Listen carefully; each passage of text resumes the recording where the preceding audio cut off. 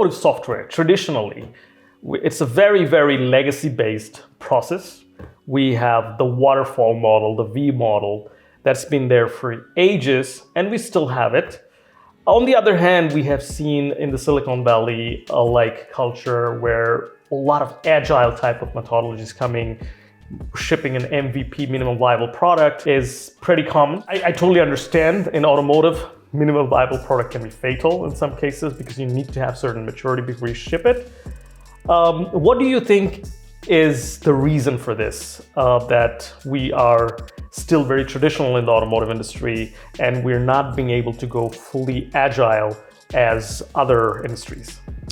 Yeah, actually, I'm not really sure if we should really say we are too traditional in automotive. Yes, of course, I agree. We still see some projects going for the traditional style. But if I'm looking back into the automotive industry, the very first time when I have seen that agile methodologies like Scrum, Kanban was adapted in automotive, I have seen the very first project maybe 10 years ago already.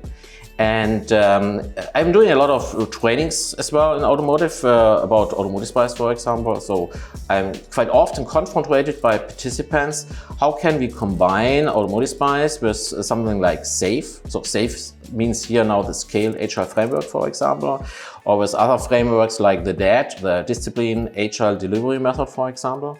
And the major outcome of such discussions are always that yes, you can combine it for sure. And on the other side, there are a lot of companies, especially bigger automotive suppliers, who are really trying to implement this inside their organization already since several years.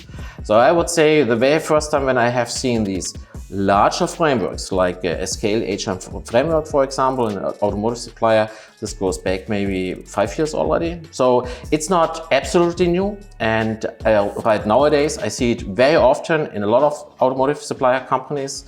But still, I agree, there are, of course, still a lot of companies which need some additional support really to adopt agile methodologies.